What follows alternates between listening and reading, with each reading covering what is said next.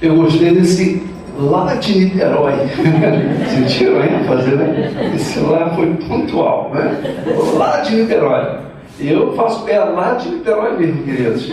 É longe para burro. Para burro não, também para gente, né? Mas a alegria é redobrada. Vocês podem estar certos de que eu falava sexta-feira numa cidade próxima aqui ao Rio. A gente demorava 1h30 de Niterói lá, né? E eu tinha uma palestra às 8 horas lá, 1h30, seria 1h30. E saí de Niterói às 5h15, às 5h11 e cheguei 10 para as 8, ou seja, quase 3 horas de trânsito, né? E aí cheguei, o centro estava sem luz, havia faltado luz, né? Sexta-feira. E aí eu comecei a palestra dizendo que algumas palestras elas são palestras que a gente faz e tal a receptividade do pessoal, o ambiente, o carinho com que somos recebidos, a facilidade de acesso, tudo isso, a gente faz a palestra com a ideia de ganhar alguns bônus horas, alguns dividendos. Mas por tanta facilidade, fica uma coisa tão boa que a gente acaba saindo devendo o centro, né? A gente fica devendo a vida espiritual, porque foi tudo tão fácil que realmente não ganhamos absolutamente nada. Mas essa sexta-feira, bom, esse é um padrão de palestra. A outra é aquela em que eu chamo a palestra de missionário. Você realmente tem que ser missionário para fazer. Porque realmente são tantas as diversidades, tantas dificuldades, que aquela envolve um grau maior de sacrifício e você há que ter muita determinação, muita força de vontade para que ela realmente aconteça. Então essa a gente fatura uns bons horas, né, Gilberto? A gorjeta espiritual é gorda, né? Bom, queridos, Taquara é um pouco longe de Niterói, né?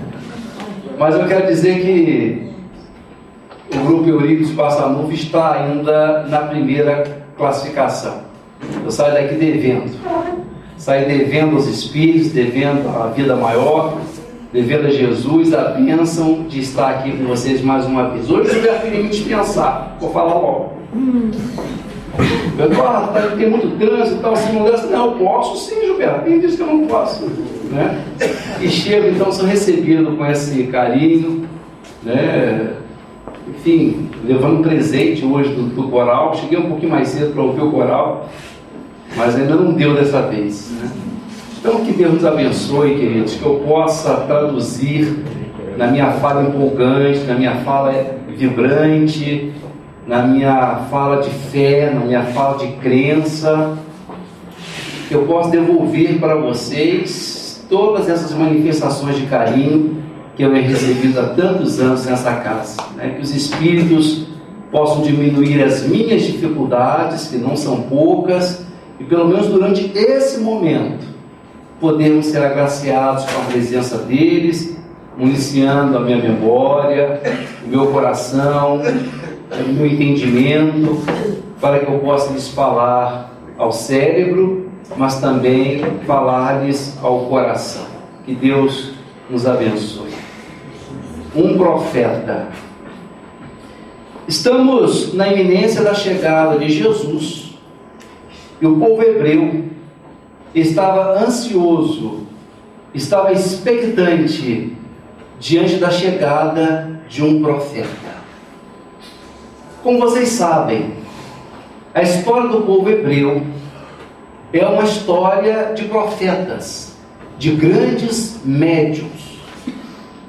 O que caracteriza, uma das características mais impressionantes, mais fortes da religião judaica, é exatamente a busca que ela tem pelo significado, pelo sentido.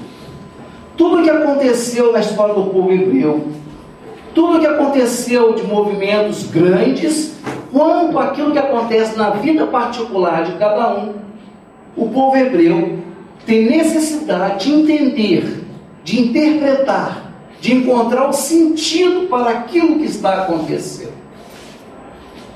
De modo que os profetas se constituem as vozes dos céus, as razões do imponderável para isto ou aquilo que estiver acontecendo. De modo que a história do povo hebreu é uma história marcada por grandes médiuns, por grandes antenas psíquicas, por grandes profetas, Malaquias, Isaías, Zacarias, Miqueias, para ficarmos em alguns poucos. Mas já fazia 500 anos que esses tipos especiais não se manifestavam. O último havia sido Zacarias, não o pai de João Batista. Em 8 monumentais visões, ele havia previsto a derrocada, a falência dos povos concorrentes de Israel. Mas isso já havia passado 5 séculos, 500 anos, e eles estão na iminência da chegada de mais um profeta, de Jesus. De modo que havia expectativa, havia aquela busca por finalmente, depois de tanto tempo, está chegando um profeta. Mas nós vamos colher lá nos Salmos o lamento, a evocação, o exórdio, a busca do povo hebreu pela ausência de profetas. Já transcorria tanto tempo que eles estavam lamentando a ausência de um profeta. Senhor, dirigindo-se a Jeová, por acaso esquecestes as promessas que fizestes ao teu povo? Não vês que as nossas humilhações, que os nossos sofrimentos, esse grande silêncio do Senhor, os nossos inimigos nolas atiram ao rosto? Já não vemos nossos sinais, já não há profetas, e dentre nós ninguém sabe até quando. Não vemos nossos sinais, já não há profetas, e dentre nós, Senhor, ninguém sabe até quando. Eu me permiti, queridos, trazer esse trecho do Velho Testamento para dizer aos nossos companheiros da noite que, a meu ver, desde o dia 30 de junho de 2002, nós podemos fazer coro com o povo hebreu e dizer: Senhor, já não há profetas, e dentre nós ninguém sabe até quando. Porque o 30 de junho de 2002, como vocês bem sabem, foi o dia e ano e mês da desencarnação do nosso Chico Xavier. Então o movimento espírita inteiro, a humanidade inteira pode dizer hoje esse lamento, pode repetir esse clamor do povo hebreu: Senhor, não há profetas, e dentre nós ninguém sabe até quando, queridos. Porque, vejamos uma coisa interessante, eu não estou dizendo com isso que acabou a mediunidade. Eu não estou dizendo com isso que não existem mais médiuns. Não é isso que eu estou dizendo. Mas há que dar pesos específicos e distintos para fenômenos distintos e específicos. Um profeta, um médium da robustez, da estatura espiritual, da capacidade mediúnica de Chico Xavier, não há no movimento espírita na atualidade. Perdoe-me a franqueza. Não há. E o que é mais curioso é de que dentre nós ninguém sabe até quando estaremos sem profeta dessa grandeza, desse teor. Isso porque, embora sejamos espíritas, e detenhamos por isso maior conhecimento na área da mediunidade, não há nenhuma outra religião, não há nenhum outro credo que conheça tão bem a mediunidade quanto o espírita. Por quê?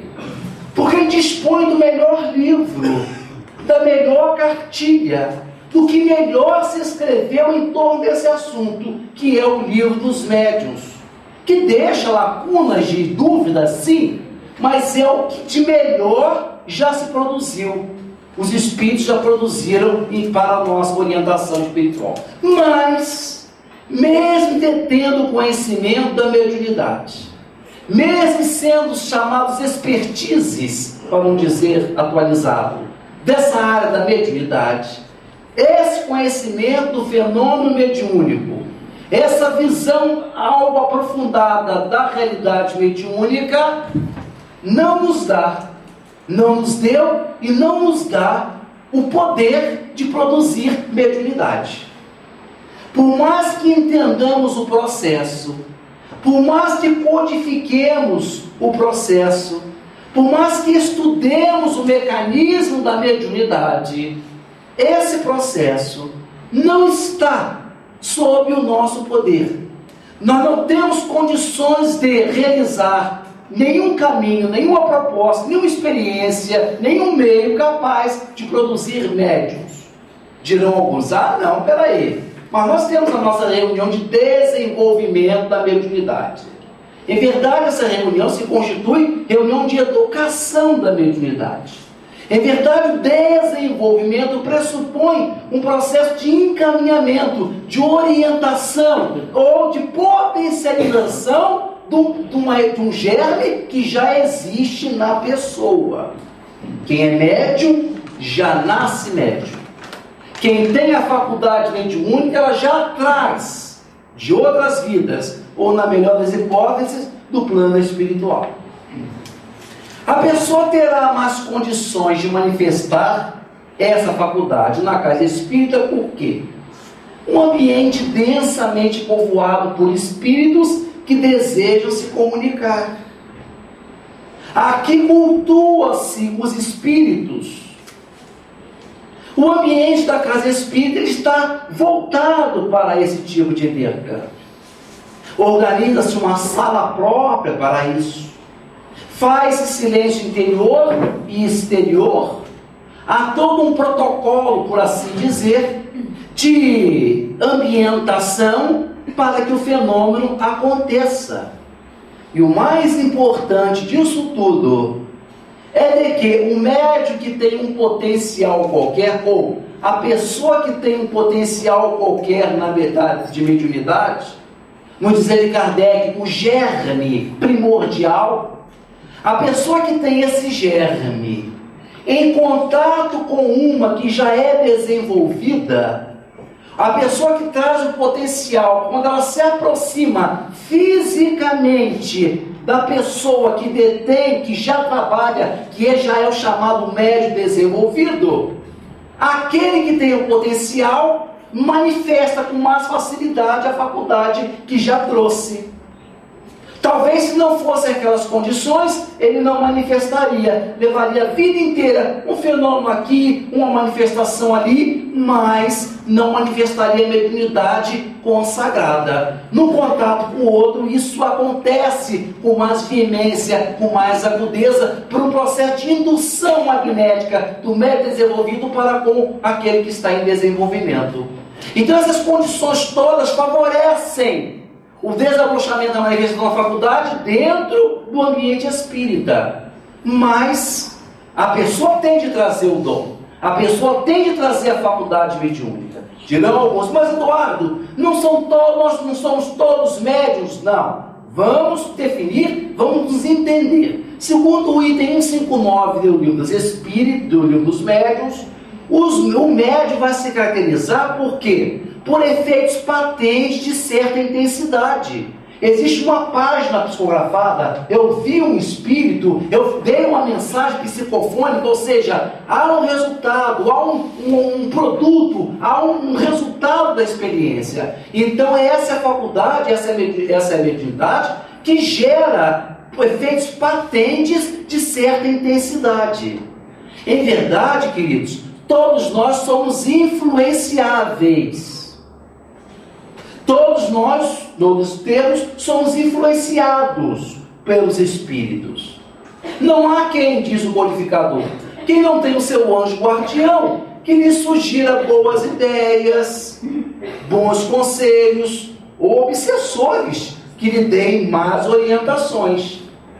Essa orientação, essa inspiração é de maneira sutil, em que a pessoa sequer sabe se o processo, se a ideia nasceu nela ou se veio de fora. Isso é influenciação espiritual. Esse processo, a todos nós estamos submetidos a ele, sim. Mas a mediunidade, enquanto efeitos patentes de certa intensidade, para usar as expressões de Kardec, esses alguns tipos têm e outros não. E alguns têm um grande nível, um grande potencial, e outros têm um potencial menor. De modo que nós não temos o poder de produzir a mediunidade. A vida espiritual, por algum motivo nós desconfiamos, até porque, mas não sabemos exatamente, a vida espiritual achou por bem não nos dar esse segredo, não nos aquinhoar desse conhecimento. Por algum motivo, ela decidiu manter isso nas dobras do mistério. Ela nos deu, por exemplo, a capacidade de investigar o átomo. Hoje nós conhecemos o átomo em detalhes. A partir desse conhecimento do átomo, nós hoje temos a energia nuclear, que se constitui a fonte de energia para vários países do mundo inteiro. Não o Brasil, que tem grandes hidrelétricas, uma bacia de fluvial enorme, mas alguns países da Europa vivem de energia nuclear. O conhecimento do átomo nos deu, por decorrência, por variação, por derivação, os processos de imagem ou de diagnóstico, a tomografia computadorizada, a ressonância magnética, a cintilografia, processos filhos dessa descoberta da estrutura do átomo. Mas esse conhecimento do átomo também nos deu a capacidade de produzir uma bomba que destrói em torno de 100 mil a 200 mil pessoas numa única bomba, que é a bomba atômica. Então vejam que o ser humano, ele não tem garantias de posse do conhecimento somente criar no campo do bem. Ele, de posse do conhecimento, ele pode criar para o mal ou para o bem. Então a vida espiritual, ao que parece, ela não nos deu esse segredo. Ela não nos deu essa capacidade de entender, porque ela receava, ou ela receia, de que nós não sejamos capazes, adultos, maduros o suficiente para nos entreter, para conhecer a mediunidade. Nós estamos em pleno ano de 2010. E neste ano, se o Chico estivesse encarnado, ele estaria fazendo 100 anos de vida. Esse comentário da noite de hoje, essa palestra, que nós vamos alongar um pouquinho, inclusive, vamos falar hoje pelo menos até umas 11h30, que é muito material. Vocês veem que eu às vezes estou correndo, porque é muita coisa para a gente sair daqui às 11h30. É uma maneira de a gente homenagear esse grande médium, esse grande metagnomo, esse grande profeta que nós tivemos e que foi contemporâneo de nós outros. A mediunidade, sob esse aspecto, queridos, ela tem uma certa semelhança com o fenômeno artístico. O artista, ele, por mais que ele tenha a capacidade técnica de criar, por mais que ele tenha o conhecimento da sua técnica, ele não consegue produzir arte somente por sua técnica. A arte é filha da técnica com a inspiração. Vocês já viram, por exemplo, um grande escritor que diz para si mesmo: bom, Eu hoje vou produzir um soneto, o melhor soneto da minha vida. Vai ser a minha obra-prima. O poeta pode fazer isso? Não. Ele não é capaz. Ele produz, e às vezes o melhor soneto da vida dele, ele está na padaria comprando pão, e ele tem que anotar o soneto num papel de pão. Eu quero um lápis, agora, tem que anotar agora. Por quê? Porque essa aflição. Porque se a inspiração passar, o soneto foi embora, se ele não escreveu, não guardou, não volta mais. Ele perde o soneto. Mas isso é um absurdo. Mas a vida tem disso. A vida ela espanja. A vida é snob. A vida é snob. Ela tem riquezas imensuráveis. De modo que, era tão lindo o soneto, mas se não registrou, foi-se aquele momento único. Assim a composição de piano, de música, assim um quadro, tudo isso é um casamento do divino, do espiritual, com a capacidade, sim. Mas se não houver lá, não acontece do lado de cá. A mediunidade tem essa característica de alguma maneira. Não há um controle do artista. Ele não pode de antemão dizer se vai produzir isso ou aquilo. Então, como dizíamos, a vida espiritual decidiu guardar isso consigo, com medo de que nós utilizássemos mal essa faculdade, esse dom, esse conhecimento. Dirão vocês, mas será possível, Eduardo? Será possível que a mediunidade, nós seríamos capazes de utilizá-la para o mal? Meus queridos, somente alguns ensaios, somente algumas pontuações nos levam a crer que sim. Que sim. Quem já leu e quem não leu deve ler o livro da Sheryl Strandberg e do Lynn Schroeder, Experiências Psíquicas Atrás da Cortina de Ferro. Vai ali acompanhar a investigação de 2 jornalistas americanos, com os sobrenomes, mas eram americanos, em viagem pela União Soviética, na antiga Rússia, antiga União Soviética, e ali para pesquisar, para olhar, observar os chamados grandes médiuns russos, que não foram poucos: Nina Kolagina, Bárbara Ivanova, Wolf Messig, Nelia Nikolaeva, grandes sensitivos. Certa noite estava Wolf Messig, um dos maiores médiuns de todos os tempos, fazendo uma apresentação em teatro. Ele não é espírita, fazendo uma apresentação em teatro. Ele simplesmente é captado, ele é sequestrado, e daí a poucos instantes, viaja um pouco de carro, daí a poucos instantes, ele está diante, nos narra Lynn Schroeder. Ele está diante, de frente a frente, com nada mais, nada menos de que Joseph Stalin. Joseph Stalin, o grande ditador russo, queria aferir-se da faculdade mediúnica de Wolf Messig. Queria saber se realmente ele era um bom médium. E, queridos, essa especulação, esse interesse, eu posso lhes garantir que Stalin não queria fazer culto do lar. Ele encomenda a Messig provar que tinha faculdade, dizendo que ele deveria ir no dia seguinte ao Bangkok e de lá tirar 100 mil rublos, uma quantia altíssima no dinheiro soviético. Tirar por comando, porque além dos efeitos físicos, Messig tinha a capacidade de conduzir a mente de quem ele quisesse. Ele dirigia a pessoa e ele induzia, ele fazia uma indução mental na pessoa, e a pessoa realizava aquilo que ele estava comandando. Um perigo.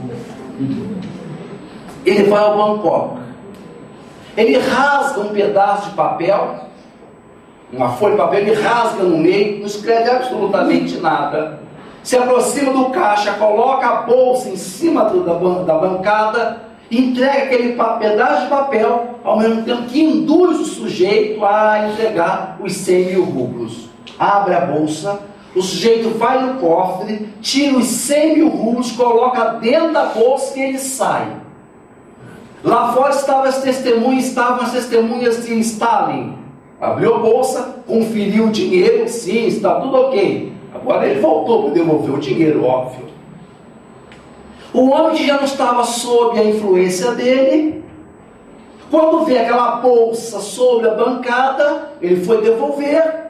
O homem que, segundo os jornalistas, era um homem senhor de idade, ele olha o pedaço de papel e sua mente conecta, ele entende mais ou menos o que aconteceu e desmaia.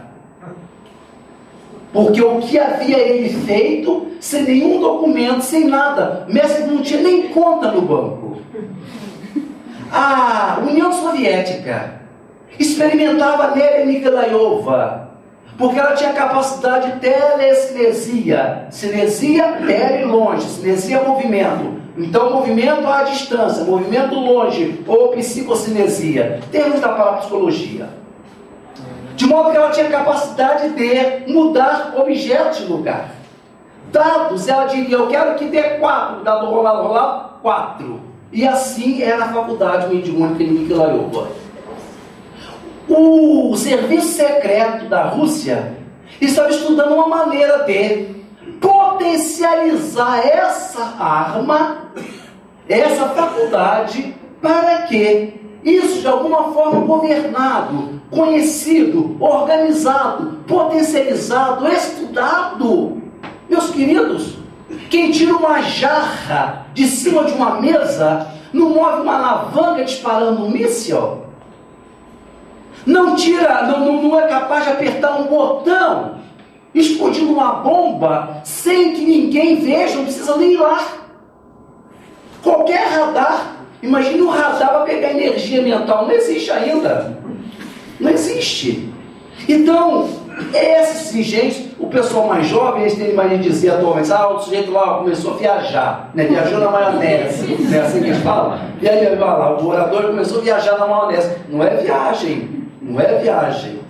Foram iniciativas dos Estados Unidos também, durante a Guerra Fria, tentou realizar esse processo. Imaginem o indivíduo, o homem, dispondo do conhecimento, do controle da mediunidade. Ele se comprometeria ainda muito mais. Então, ao que parece, não sei se é por isso, mas ao que parece, o mundo espiritual decidiu manter-se nas dobras do desconhecido os processos de desenvolvimento ou de produção da mediunidade. Nós não temos controle sobre isso. A mediunidade é um dom da vida. Vem, nasce num local distinto, distante, numa Pedro Leopoldo que só passou a fazer parte do mapa do Brasil depois que o Chico nasceu. Exato. Quem é que tinha ouvido falar em Pedro Leopoldo nesse planeta? Ninguém.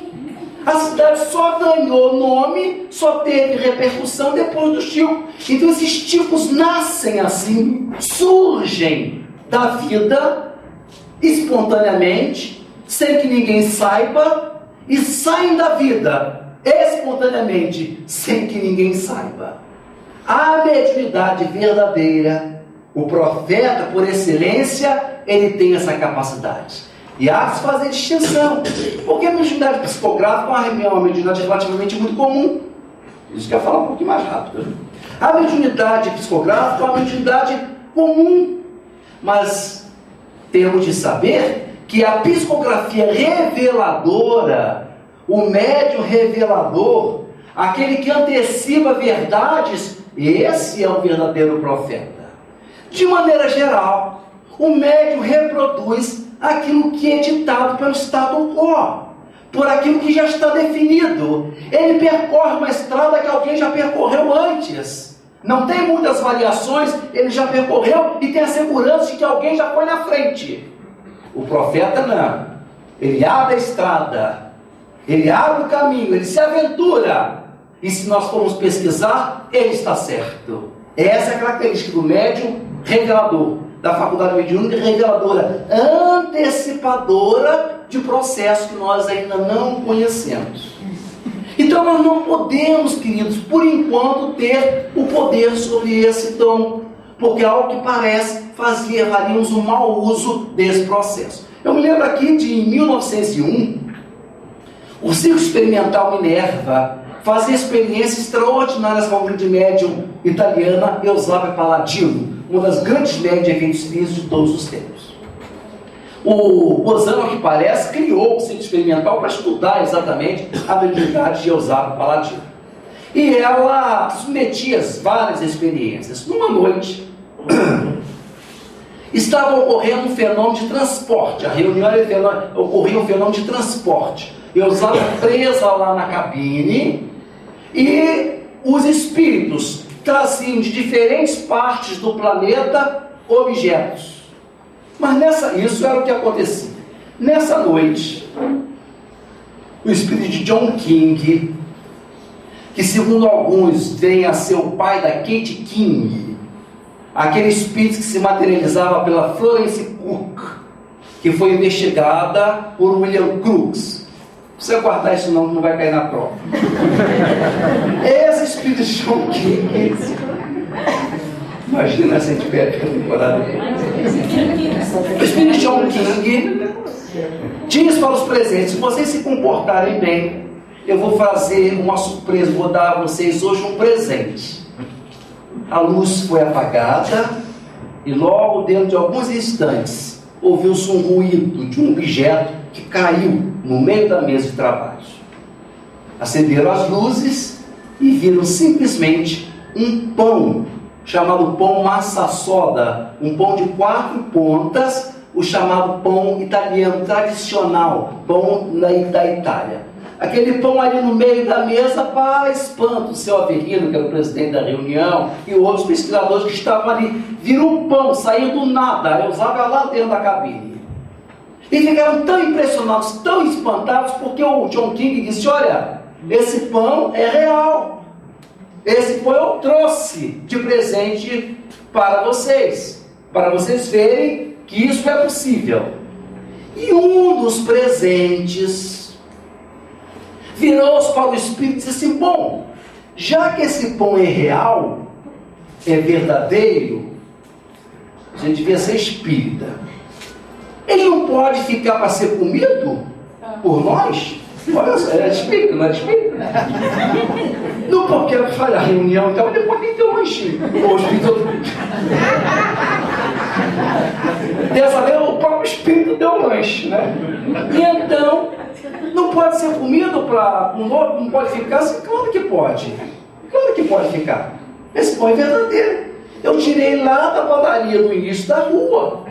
Eu tirei da prateleira, o envolvi no meu fluido e trouxe ele para aqui. Ele pode ficar comigo, desde que alguém aí se dispõe a tirar 2 moedinhas do bolso e colocar em cima da mesa para eu desmaterializar e colocar lá no caixa da padaria. Olha que coisa interessante. Está narrado. Fenômeno de transporte de Bozano.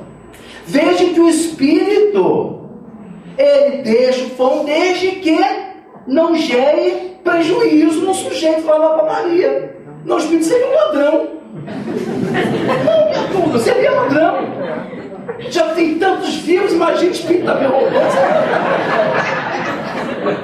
Então, pode sim, batendo com as moedinhas e material, leva para lá, para dentro do caixa, da padaria.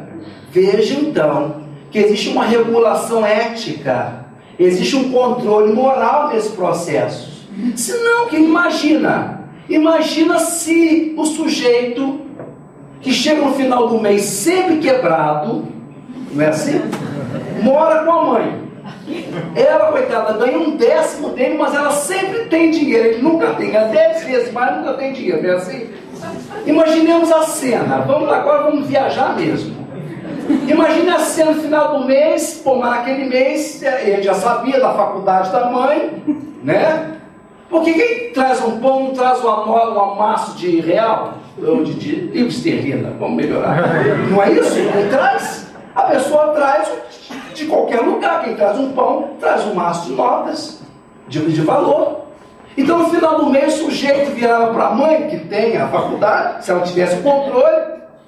E aí, mamãe, como é que é? Dá para ser? É assim.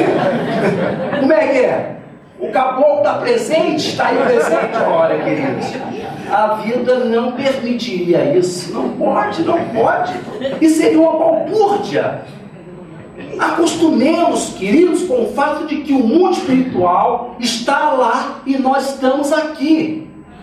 De vez em quando, eles vêm, dão presença, mostram que existem, que é real, mas eles não têm de estar aqui do lado de cá, porque criaria uma balbúrdia, o mundo seria totalmente diferente se isso pudesse acontecer.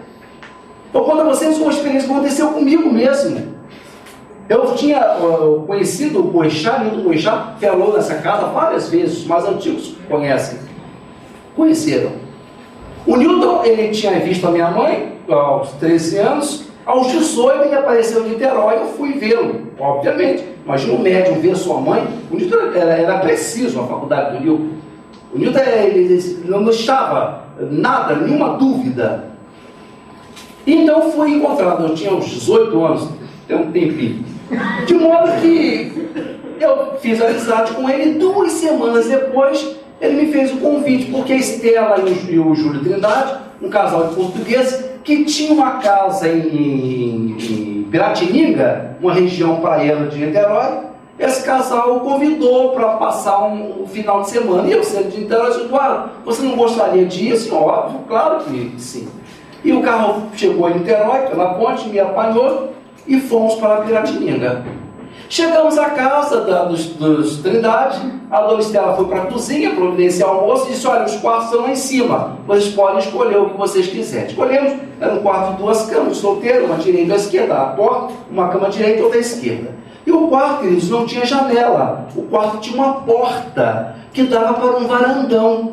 Aquelas casas de praia em que você não abre a porta, não tem janela. Eu logo abri a porta para saber o que era aquilo. Abri a porta, era esse varandão. Lá diante de mim estava aquele mar lindo de Piratininga, o oceano. E ali, quem já fez isso já percebeu, quem olha o entardecer, vocês já viram que quando você olha lá na fimba do horizonte, nós temos a impressão de que o mar se encosta no céu, parece que o céu desceu ou que o mar subiu. O fato é que os dois parecem que se encostam. Eu vi aquilo e me emocionei. Por quê? Eu me lembrei de um poema de Castro Alves, Navio Negreiros, muita gente conhece. Eu naquela época tinha um poema todo de cor, eu tinha acabado de 18 anos, né, Gilberto? Tinha guardado o poema inteiro, enorme poema, eu tinha ele todo de memória. Hoje eu tenho esses 2 versos que eu vou falar aqui para vocês. Mas eu me emocionei quando eu vi aquele mar e disse para mim mesmo, eu pensei com emoção, com intensidade, eu disse para mim mesmo, dentro da minha cabeça, esses 2 versos de Castro Alves: ali se estreitam 2 infinitos, qual dos 2 é o céu? Qual dos 2 é o mar? Pensei isso. E o Boechat lá de trás grita assim: Castro Alves! Eu falei, Newton? Assim, não, simplesmente não. Eu simplesmente vi o pensamento em cima da tua cabeça. Você falou, e o pensamento irradiou em cima da sua cabeça, e eu soube que era Castro Alves, desculpa, sei que é Castro Alves, e eu falei, não é verdade. Meus queridos, eu tinha 2 semanas de maior contato com o Newton.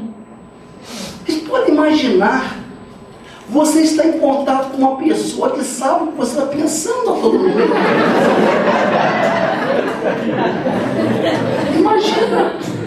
Imagina o contato no ambiente, no culto, várias reuniões, culto do lar, e a mente, o nosso pensamento não manda, não é isso? Alguém manda? Ninguém manda. A criança deseducada vai botando a mãozinha lá, tomar a mãe diz: não coloca não. A criança tira. Faz isso com o pensamento. Né? Você não, já era, já pensou. Imagina se isso acontece, né? Imagina a vida nossa, imagina vocês. Imagina Natal em família, todo mundo sabe onde todo mundo está pensando. Não ia ser Natal, não ia acontecer. Dia de mãe, a nora sabendo da sogra, e aí não ia acontecer. Vejam que os processos sutis da espiritualidade têm de ficar lá. E nós temos a nossa realidade. Nós temos o nosso mundo. Eles influenciam? Influenciam. De vez em quando vêm bons médios, mas não necessariamente para sempre. Aliás, não é nem do interesse dos espíritos se manifestarem assim, a grosso e a retalho, como nós gostaríamos. Nem é do interesse deles. Basta lermos a questão de número 802 do Livro dos Espíritos. Olha a questão do codificador. Diz, desde que, ou já que, o Espiritismo veio estabelecer um progresso na sociedade, veio alavancar o progresso na sociedade, não seria então interessante que os espíritos realizassem fenômenos grandiosos e em grandes quantidades em todas as partes do mundo para que todos pudessem crer neles? Olha o codificador perguntando uma coisa interessante. Ora, se o Espiritismo veio marcar uma nova ordem de progresso humano, não seria o caso de os espíritos, eles prodigalizarem fenômenos grandiosos? E os espíritos, eles mesmos, eles, donos do fenômeno, eles viram para o codificador e dizem assim: mas quereis milagres? E esse Deus vos dá diariamente. O tendes sob os vossos pés diariamente.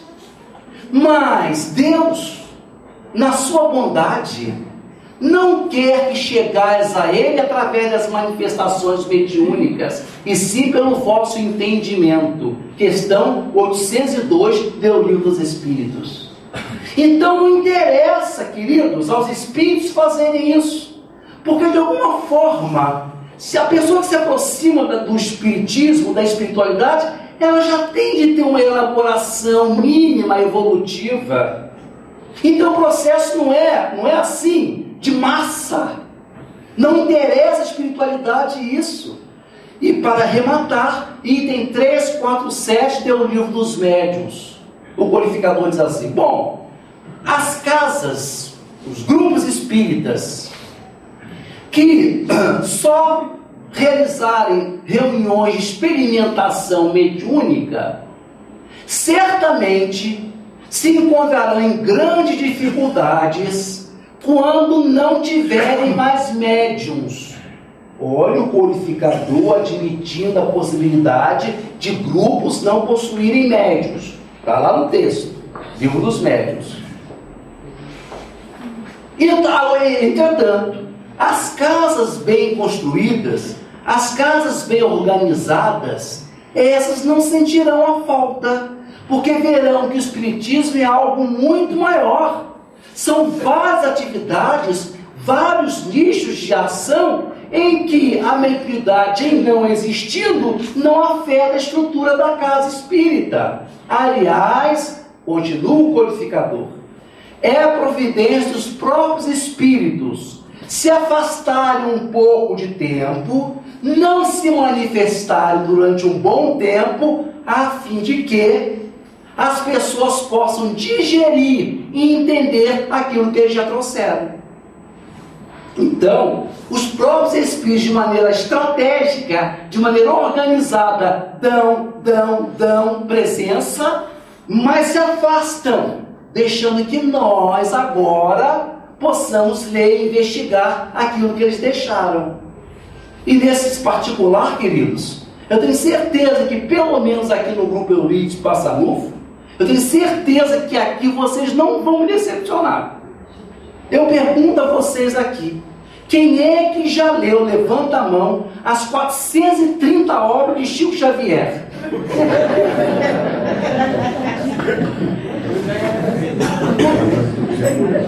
Eu sabia que vocês não iam decepcionar. Ninguém leu. Ninguém leu talvez uma centena deles, um quarto do que ele produziu. Ao contrário, nós estamos querendo títulos novos, capas novas, novidades. Não lemos o que está aí seguro, bonito, bem feito, bem estruturado, assistido por espíritos de escola, sob a supervisão de Emmanuel e de outros tantos guias espirituais, para na base da aventura querer ler o mais novo. Já viu o livro psicografado por fulano? Já viu o novo livro de ciclano? Quando não digerimos a codificação, não lemos o livro Céu e Inferno, não lemos as obras do Chico ainda, e queremos coisas novas. Até hoje, o Chico criou, por sua capacidade, por sua mediunidade, aquele trabalho. Pega o outro microfone. Falhou? Falhou? Foi? Isso é horrível.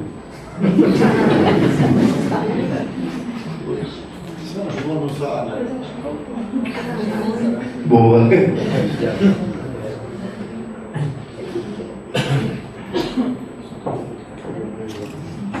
O Chico, nós não lemos todas as suas obras e queremos coisas novas. Ele inaugurou, ele realizou aquele fenômeno extraordinário sobre o qual vai sair um filme. Já foi apresentado no Festival de Gramado, das chamadas mensagens consoladoras. Mães para filhos, filhos para mães, enfim, parentes. Mas, queridos, isso foi um momento, isso foi uma hora na história. A nossa tendência, a nossa estultícia está em querer perpetuar um processo sobre o qual nós não temos controle nenhum. Até hoje vai gente a Uberaba querendo uma mensagem do seu filho. Não importa que o Chico já tenha produzido dezenas de livros em que filhos mandaram mensagem para suas mães. Não, aqui é a mensagem do seu filho para ela. Toda truncada, toda cheia de viés, de dúvidas. Mas ela não consegue entender que se os filhos das outras estão vivos e mandaram mensagens através de um médium desse porte, só o dela ia morrer? Não é? Claro que está, mas até hoje vão caravanas procurando perpetuar um processo. Nós na Casa Aureliana, a Casa Aureliana foi fundada por uma médium extraordinária, Dona Sebastiana Silva Leal, que tinha uma faculdade de vidência e era médium receitista. Ela tinha a capacidade de receitar alopatia e homeopatia, uma médium extraordinária.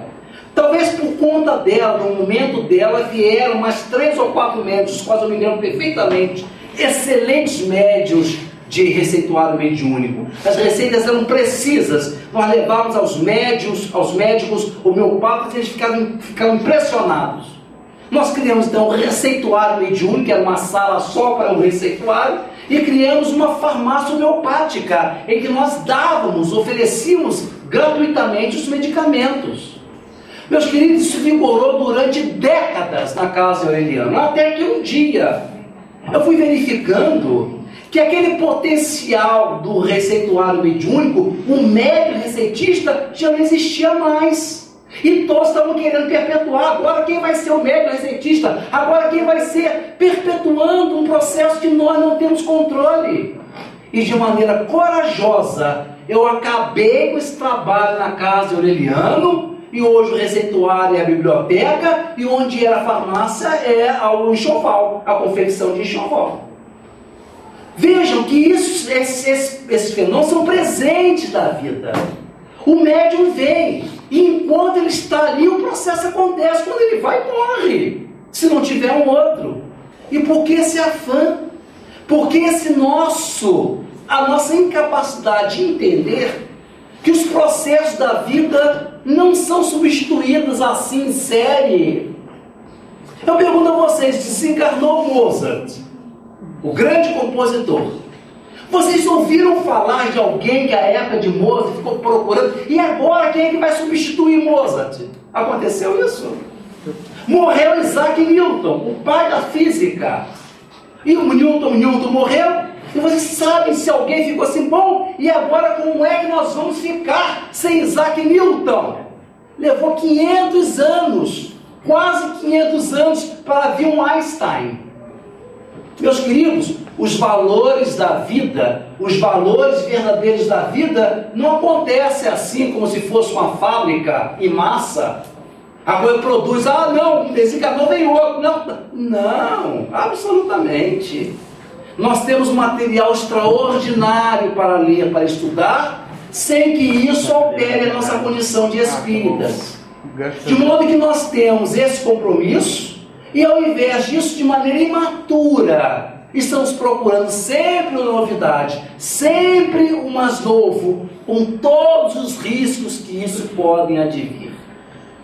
É hora de olharmos o material que nós temos, avaliarmos esse material estupendo que nós possuímos, que não sei se vocês já se deram conta para um fato extraordinário, é de que todo esse material, queridos, ele foi versado, ele foi trazido em português, a nossa língua.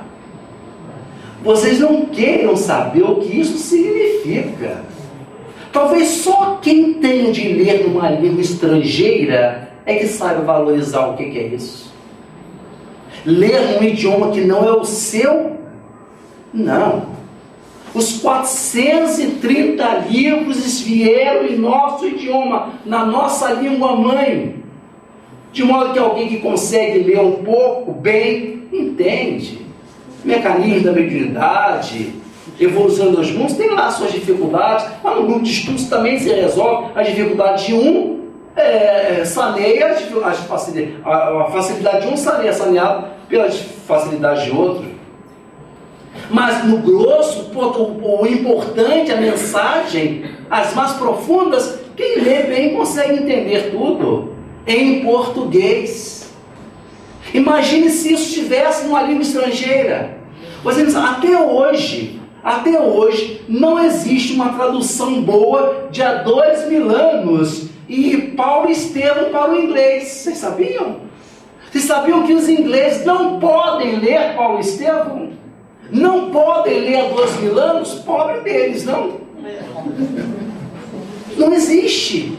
Porque, embora tenham grandes conhecedores das suas línguas, que traduzem, que conhecem tanto o inglês quanto o português, não conseguiram até hoje levar para o idioma de Shakespeare aquela beleza, aquele perfume, aquele elan que nós sabemos e captamos porque isso foi escrito na nossa língua. Isso nós teríamos imaginado. Nós deveríamos prestar atenção porque foi tudo versado, foi tudo trazido no nosso idioma. Não precisamos. Imagine, por exemplo, agora a eminência do nosso lar.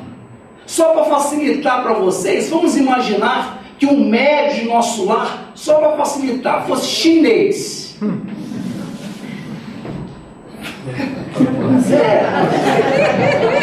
Olha, quem conhece a língua, o mandarim, que não é chinês, a língua é mandarim. Quem conhece as duas línguas, chegaria para ele, nossa, você não imagina como esse livro é lindo.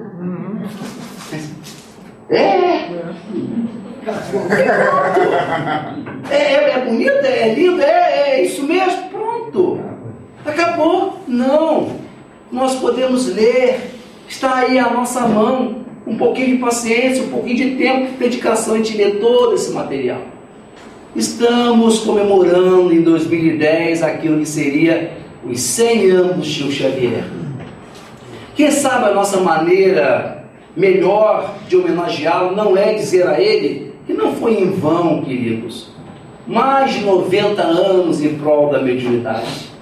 Disse ele para um amigo meu certa vez: Romeu, você pensa que produzir na mediunidade é comer o pão que o diabo amassou? Não, meu filho. é comer o pão que o diabo amassou e depois urinou em cima. Como deve ter sofrido esse homem para nos trazer esse material? E nós agora, na base da novidade, queremos informações, queremos que o nosso neto diga que está vivo. Nós estamos cansados de saber. Ah, não, mas foi o meu neto. Ah, os outros todos estão vivos, só o dela que morreu. Então, é hora de a gente pensar o que nós estamos fazendo do Espiritismo, o que nós estamos realmente lendo, o que nós estamos aprendendo, em homenagem, lembrando desse grande profeta, desse grande instrumento de Jesus, que foi nosso contemporâneo. Aí em dezembro eu li uma matéria, uma entrevista do José Alencar, o nosso vice-presidente, né? Como vocês sabem, está numa luta ferrenha contra um câncer, um sarcoma, um câncer super agressivo.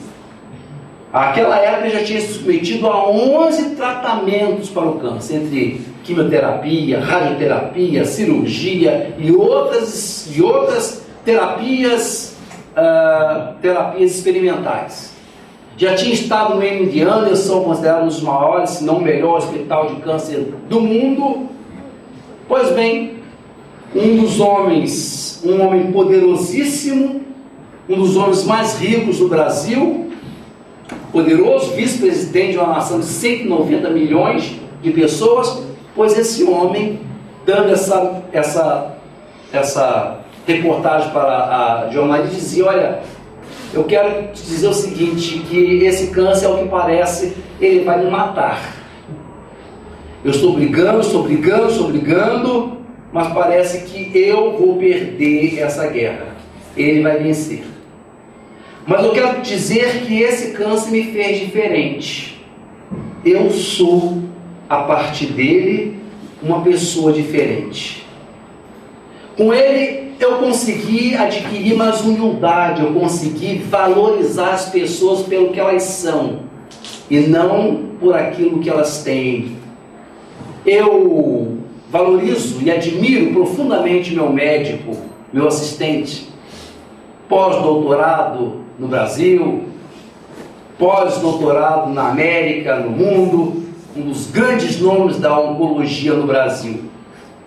Mas eu quero que a senhora saiba que ele, para mim, tem imenso valor, mas é um valor igual a daquela auxiliar de enfermagem que me vira na cama quando não tem forças para fazer isso. A maneira bondosa, o olhar de bondade com que essas moças e esses moços me olham, aquela proposta, aquela tentativa de ser cúmplice comigo na minha dor nesse momento, elas têm para mim o mesmo valor que ele. Pode estar certo. Eu tenho recebido através dessa doença manifestações de carinho, de cumplicidade em todo lugar. Imagine a senhora, dizia ele para a jornalista, imagine a senhora que um dia desse alguém me disse que se eu morrer, ou quando eu morrer, eu vou encontrar papai e mamãe. E eu achei muito interessante um homem, né, já idoso, se referir aos seus progenitores como papai e mamãe, uma linguagem criançola, né? Lembrando-se dos tempos de fazenda no interior das Minas Gerais.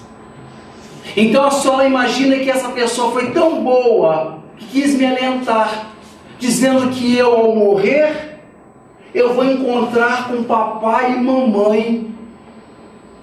Se isso é verdade, dizia José Alencar, se isso é verdade, eu quero morrer agora. Eu quero morrer agora para encontrar com papai e mamãe. O homem, segundo o homem mais poderoso do nosso Brasil, um homem riquíssimo, ele se recorda, ele refere aos progenitores como papai e mamãe. E ele diz: se é possível, se isso é verdade, eu quero morrer agora. Não tem mais nada aqui que me interesse, a não ser o afago do pai, o colo da mamãe. Meus queridos, esse homem, não obstante a sua inteligência, coloca na sua frase: se isso é verdade, nós sabemos. Mais do que sabemos, nós sentimos, sabemos que é verdade. Tivemos a questão de 10 dias atrás, a desencarnação da nossa mãe. Para essa despedida nós nos preparamos durante 10 anos, quase 10 anos, imaginando como seria esse dia. E não há uma outra forma de nos equilibrar e parar de chorar, a não ser me dando conta de que ela está com aqueles que ela amava também. Seu companheiro, sua mãe, minha mãe, minha tia-mãe quem me criou, seus irmãos. Não há maneira de suavizar a ausência, a falta. Aquela pessoa que estava ali até ontem desaparece. É a doutrina espírita, é a mediunidade santa, são os grandes profetas que vêm nos dizer que a vida continua, que nós não podemos, no sepultura, na despedida, dizer para essas pessoas adeus. Adeus não cabe no dicionário espírita. O que a gente diz? Até breve. Até breve. Porque nós vamos também. Então, nesse ano de 2010, quem sabe nós não poderíamos oferecer ao Chico essa nossa doação, essa nossa verdade, essa nossa busca pelo de melhor que há nessa área da mediunidade. Dizer a ele que não foi em vão esses 90 anos de trabalho em nome de Jesus, em consonância com Kardec. Podemos dizer assim: Chico, você pode estar certo. Eu até que falei um pouco, leio isso e aquilo, mas pode estar certo que não foi em vão. Porque mais do que sei, Chico Xavier, hoje eu sei. Mais do que sei, hoje eu sinto nas minhas entranhas que eu nunca serei pó, porque sou alma. Sou espírito e em pó não me farei. Morrerá meu corpo e pouco importa. Que vire pó a minha carne morta, se desta carne livre eu volarei. Não se esqueça, Chico, através de ti, hoje eu sei, mais do que sei, hoje eu sinto que eu nunca serei pó. A carne é roupa, indumentar apenas que Deus veste qualquer ser etéreo, só para realizar o seu mistério. Quantas estranhas realizações terrenas. Eu nunca serei pó porque sou alma. A alma é luz, seja luz negra ou dourada. A luz não se rebaixa às sepulturas, podendo eu brilho lá nas alturas, ou mesmo lá no caos, abandonada. Eu nunca serei pó porque sou alma. Se a carne acaba no feral abismo, dessa soturna Deus nos destroços, chamada morte, vã-se de viueta de ossos, a alma não a recebe no batismo. Eu nunca serei pó, e disse eu sei, devendo a ti, Chico, porque sou alma, sou poesia, amor, adoro a vida. Eu brilharei na música e no verso, entre as estrelas claras do universo, quando da carne me encontrar despida. Muita paz.